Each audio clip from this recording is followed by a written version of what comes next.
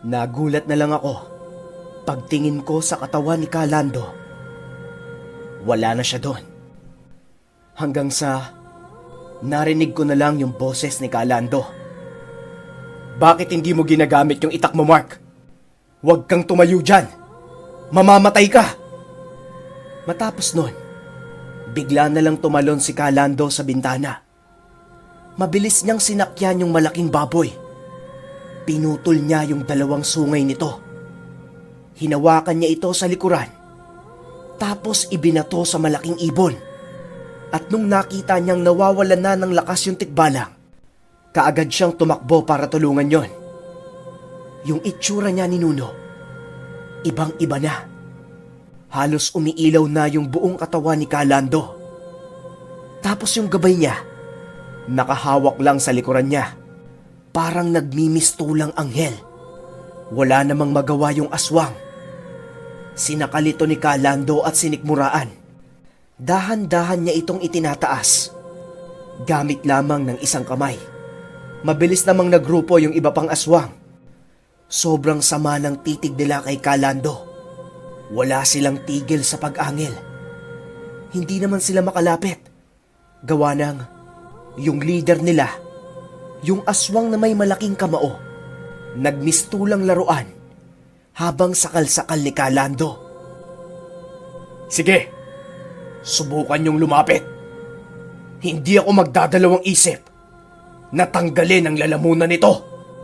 Nasaan si Constancio? Sabihin niyo sa akin. Tatapusin na namin to. Hanggang sa napakalaking puno. Halos 2 buko ang haba nun. Unti-unting merong nabubuo na itim na imahe. Napakalaki nun. Kasabay nun, yung mga aswang. Takot na nagkumpulan sa sulok. Para bang dumating na yung amo nila. Kitang-kita ng 2 mga mata ko na merong itong 3 sungay. Pulang-pula ang kanyang mga mata. Tapos yung mukha niya, para bang mukha ng isang kalabaw. Binabalot siya ng kadiliman at umuusok ang kanyang katawan. Lando. Yeah. Mukhang nabawi mo na ang lakas mo. Hindi pa tayo ngayon magtutuos. Tandaan mo yan. Babalikan kita. Babalikan kita. Biglang itinaas ni Constancio yung kamay niya. Habang yung aswang naman na hawak ni Kalando, biglang lumipad papunta doon. Matapos nun, dahan-dahan siyang nawawala. Habang yung iba pang aswang, mabilis na nagtakbuhan pagtapos nun. Maya-maya pa, bigla na lang nagsalita si Pablo. Nasa na? Nasa na si Constancio? Papatayin ko siya. Wala na. Nakaalis na. Bakit ba kasi ang tagal mong bumalik? Nakakainis. Nung pabalik na ako, merong humawak sa paa ko. Sobrang dami nila doon. Inantay ka lang nilang umalis, Lando. Tapos nun, hinila nila ako. Inilubog yung mukha ko sa putikan. Napakadami nila. Inis na ako. Magbabayad yang si Constancio. Hindi ako makapaniwala sa mga nakita ko. Wala din akong nagawa sa mga oras na ito. Nagmistulang poste lang ako na nakatayo sa isang sulok. Habang yung 2 kapre naman at yung tikbalang, sugatan. Mukhang takot sa akin si Constancio Natudugan ata ang pagbalik ko. Kaya umalis. Pesteng Constancio yan. Napakadaming pakulo. Ano po bang nangyari sa inyo, Kalando? Dinagtam kami ni Constancio. Po? Ano po yung dinagtam? Isa itong uri ng mataas na itim na salamangka. Tanging ang mga demonyo lang ang nakakagawa nun. Na kung saan, Yung mundo na ginagalawan niya, kaya niyang baguhin at kontrolin. Pagdating namin doon, yung lugar na napuntahan namin, puro putek yung buong kapaligiran at napapaligiran din ito ng maraming apoy. Unti-unti kaming lumulubog doon. Hindi kami makagalaw at hindi din kami makabalik kaagad. Ang hindi ko maintindihan, hindi ko alam kung ano yung ginagamit niya. Hindi ko alam kung anong klaseng orasyon yon. Kahit anong usal ko, hindi ko mabasag yon. Mahihirapan tayo doon, Lando. Lalong-lalo na kapag babalik pa tayo sa mundo niya. Mas malakas ang puwersa niya roon. Yan nga ang pinagtataka ko. Diba mundo mo rin yon, Pablo? Kaya paano na lang siya nagkaroon ng ganong klaseng lakas? At yung tumimbre sa'yo, ang sabi mahina siya. Pero hindi. Nagawa niya pa tayong linlangin. Hindi ko na din alam, Lando. Hindi ko alam. Mabuti na lang, Mark. Meron akong nakitang puting ilaw. Kumikinang ang itsura nun. Ito yung sinundan ko para makalabas. At yung ilaw na yon, nagmumula sa medalyon mo. Takang-taka ko sa sinabi ni Kalando. Nung hinawakan ko naman yung medalyon ko, sobrang init nun. Dagdag pa ni Kalando, normal lang daw na hindi makagalaw sa ganong klaseng engkwentro. Naninibago daw ako sa mga nakikita ko, lalong-lalo na sa level ko. Hindi pa ako ganong katagal na nag-aaral ng panggagamot. Tapos yung kinakaharap ko na, level na ng mga profesional. Kaso nga lang, kailangan ko ng bilisan ang pagkatuto ko at lakasan ang aking loob. Dahil isang maling galaw lang, maaari kong ikamatay yon. Matapos nun, nagpahinga muna si Kalando at Pablo. Kailangan daw nilang mag-ipon ng lakas dahil babalik sila uli sa mundo ni Constancio. Ako naman ang naatasan uling magbantay. Pumwesto ako sa labas ng kubo. Napakatahimik ng buong lugar. Hawak-hawak ko lang yung itak na binigay ni Kalando. Tinititigan ko itong maigi. Kine-question ko din yung sarili ko kung kaya ko ba tong itarak kapag bumalik yung mga elemento. Hanggang sa nagulat na lang ako. Merong tumapik sa likuran ko. Halika na, Mark. Aalis na tayo dito. Umuwi na tayo sa bahay natin. Ano po? Akala ko magpapahinga kayo. Hindi niya na ako sinagot matapos nun. Naglakad na lang ito papalayo. Wala naman akong nagawa, kundi ang sundan siya. Pero ang pinagtataka ko, sobrang init ng medalyon ko ng mga oras na ito. Halos masunog na yung dibdib ko sa init nun. At nung medyo malayo na kami sa kubo, bigla na lang nagsalita si Kalando habang nakatalikod. Amin na yung itak mo, Mark. Ihagis mo dito sa akin. Hindi mo nakakailanganin yan. Kasama mo naman ako eh. Yung pakiramdam ko nun, ayaw kong bitawan yung itak. Iba na yung aura ng nasa harapan ko. Unti-unti kong nararamdaman na hindi ito si Kalando. Ano ba, Mark? Sabi ng iba to mo eh. Hindi ka ba nakikinig? Biglang may humawak sa dalawang paa ko. Pagtingin ko doon, ito yung mga berdeng nilalang na nakainkwentro namin doon sa talon. Pagkaharap sa akin ni Kalando, unti-unting nagbabago yung itsura niya. Yung katawan niya, parang kaliskes ng isda. Napakalansa nung amoy. Hindi ko alam pero bigla na lang lumakas yung loob ko. Kaagad kong itinaga yung itak doon sa humahawak sa paa ko. Sumigaw ito ng napakalakas. Habang yung isa naman, mabilis akong sinipa. Tumalsik ako ng napakalayo. Nabitawan ko na din yung itak na hawak ko. Dahang-dahang lumalapit sa akin yung berdeng nilalang. Gumagapang ito at nilalabas na yung dila niya na parang dila ng isang ahas. Wala na akong ibang nagawa. Dinasal ko ang mga pangalan ng Diyos ng Sator. Nagulat na lang ako kasi yung berdeng nilalang unti-unting tumitingala sa likuran ko. Para bang meron siyang nakikitang napakalaking nilalang. Matapos nun, dahan-dahan siyang umaatras papalayo. At nung tuluyan na siyang mawala, kaagad na akong tumakbo pabalik sa kubo. Pero pagdating ko doon, naroon na uli yung mga aswang. Habang si Kalando naman, nakatayo doon sa gitna. Wala na naman si Pablo na mga oras na ito. Wala din yung 2 kapre at yung tikbalang. Nakapalibot yung mga aswang kay Kalando. Akala ko ba titigilan nyo na ako? Nangako ka sa akin, di ba? Ang sabi mo, Lando, hindi makakawala si Constancio sa gintong rehas. Pero nakawala siya. Muntik pa kaming patayin lahat. Ito na ang huling pagkakataon namin para patayin ka.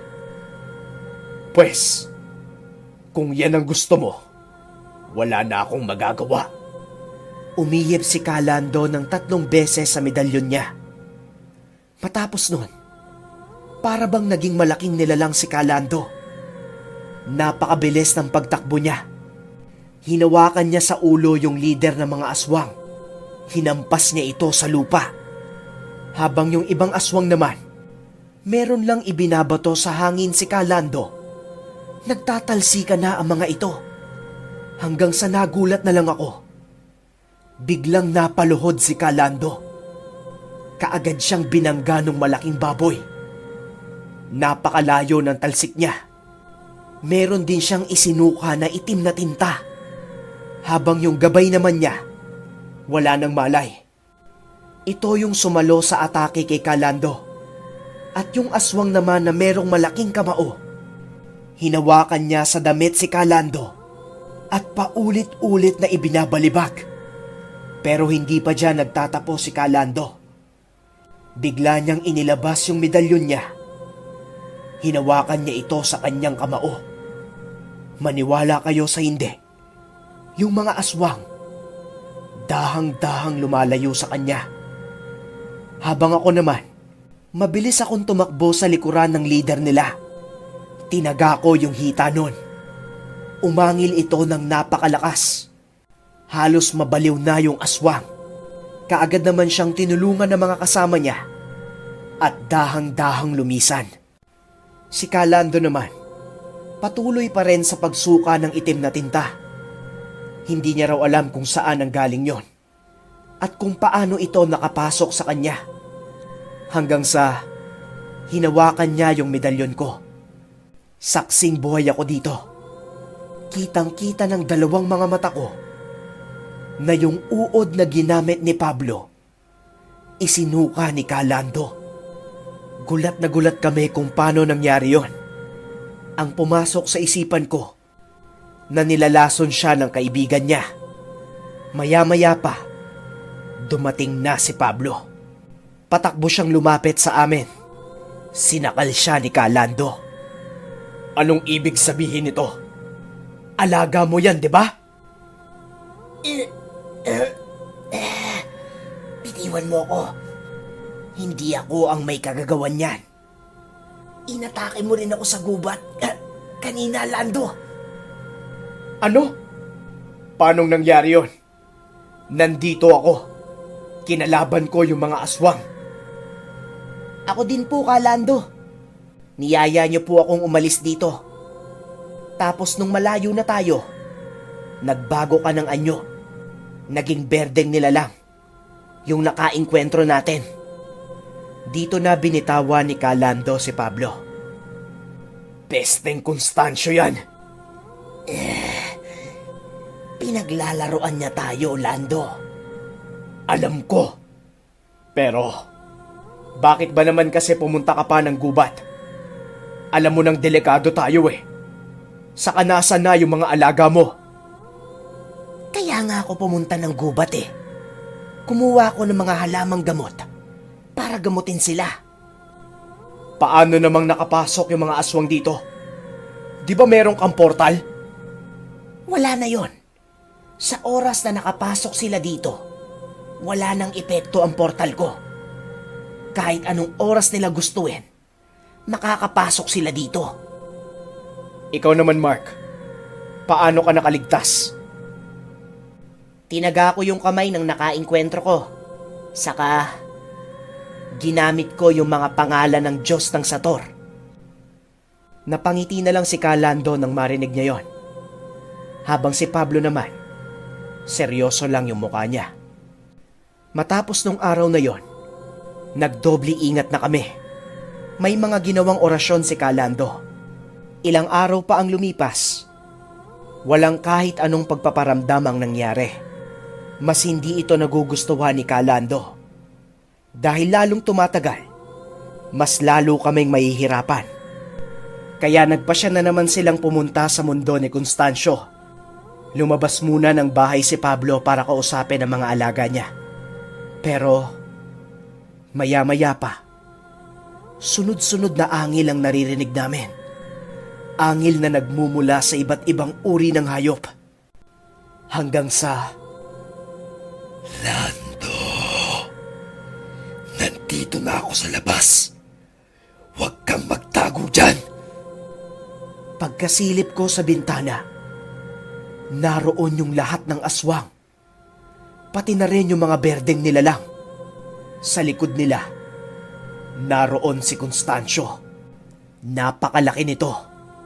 Nakita ko na naman yung tatlo niyang sungay at kulay pulang mga mata. Hindi na naman namin makita si Pablo ng mga oras na ito. Kaming dalawa lang ni Kalando ang natira. Bago kami lumabas, kinausap na ako ni Kalando. Mark, hindi ko alam kung anong mangyayari sa atin paglabas natin ng kubo. Malamang, ito na ang huling laban natin kay Constancio. Tibayan mo ang loob mo. Huwag kang magdadalawang isip. Patayin mo kung papatayin mo. Kasi hindi ka nila bubuhayin, Mark. Gagamitin ko na ang huling alas ko. Matapos nun, inilabas ni Kalando yung medalyon niya. Itinali niya ito sa kamay. Meron din siyang inilabas na itim na tela. Nilagay niya naman yon sa kabilang kamay niya. Meron siyang binanggit na 3 salita. At doon ko nakita na yung gabay ni Kalando parang sumanib sa katawan niya. Habang yung kaibigan ko namang duwende nasa braso ko. Handa na sa haharapin naming laban. Nag-orasyon na rin ako ng mga pangalan ng Diyos ng Sator. Lumabas na kami ni Kalando ng kubo. Kumikinang ang itsura niya. Habang ako naman, hawak-hawak ko yung itak na ibinigay niya. Ramdam ko na mga oras na ito na merong malaking tao sa likuran ko. Constancio! Tapusin na natin to. Pasalamat ka wala si Pablo dito. Pero kayang-kaya ka na namin. Hindi ka ba nagtataka, Lando? Wala ka bang napapansin? Mag-isip-isip ka. Tuwing Wala si Pablo, nariyaan si Constancio. At tuwing wala naman si Constancio, nariyaan si Pablo. Gulat na gulat kami dito ni Nuno. Dahil yung boses ni Constancio at boses ni Pablo ay naghahalo. Anong ibig mong sabihin? mahina ka talaga, Lando. Si Constancio At si Pablo ay iisa. Hindi mo ba napapansin? Ayaw ko sa pamamaraan mo. Kaya nung nagbago ko ng landas, ikaw ang gusto kong unang mawala. Kaso, mabilis kang lumakas. Mabilis kang natuto. Kaya naghintay ako ng tamang pagkakataon para tapusin ka. Pero, hanggang ngayon, malakas ka pa rin talaga. Pero dito sa loob ng portal ko, wala ka nang magagawa. Lahat kayo, papatayin ko at kukunin ko ang lakas ninyo. Maging yung mga kasamang aswang ni Pablo at alaga niyang tikbalang at kapre, madadamay na. Iisa na lang ang kalaban namin ngayon, si Pablo. Halos buhusan ng malamig na tubig si Calando sa nalaman niya na yung nag-iisang kaibigan niya, nakasama niyang manggamot, at yung matagal na gusto nang pumatay sa kanya ay iisa. Halos mawalan na ng pag-asa si Calando ng mga panahong ito. Wala namang nagawa lahat kay Pablo, yung leader ng mga aswang. Binali niya lang yung leeg. Habang yung iba naman, halos magtago na lang sa sulok dahil sa takot kay Pablo. Papalapit siya ng papalapit sa amin. Habang si Calando naman, tulala lang. Unti-unti nang nagbabago yung itsura ni Pablo. Magmula sa napakalaking nilalang, papunta sa normal niyang anyo. Kaagad naman akong lumusob sa kanya. Isang suntok lang ang nagawa ko dito. Napatumba ko siya ng panandalian. Pero sadyang malakas talaga si Pablo. Sinakal niya ako at dahan-dahan akong nawawala ng malay. Ang huli ko na lang nakita ay ang napakalakas na liwanag na nagmumula kay Calando. Matapos nun, bigla na lang akong nawala ng malay. At nagising na lang ako. Nakatumba na si Pablo at walang tigil sa pag-iyak si Calando.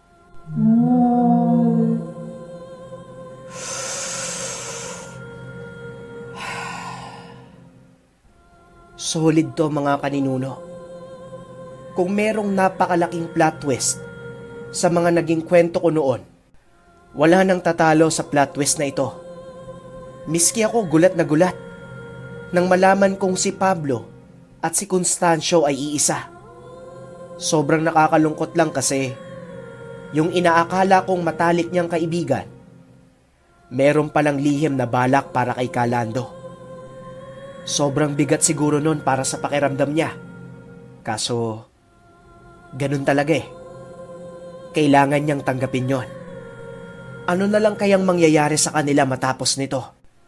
Sa palagay niyo ba mga kaninuno, meron pa kayang kasunod ito? Hindi na ako magbibigay pa ng maraming komento para sa video na ito. Basta para sa akin, sobrang solid ng engkwentro nila kay Constancio na sa dulo ay si Pablo pala. Kung nagustuhan nyo ang istorya na ito mga kaninuno, pakipindot naman yung like at pakishare din sa mga kaibigan nyo.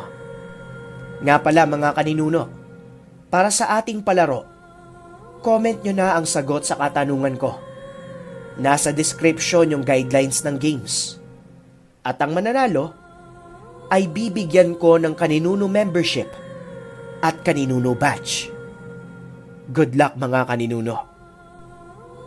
Lagi lamang natin tandaan, ang masyadong paniniwala sa supernatural ay ginagawa tayong ignorante. Ngunit ang masyadong pagdepende sa siyensya at loika ay ginagawa tayong arugante. Hanggang sa muli. Bye!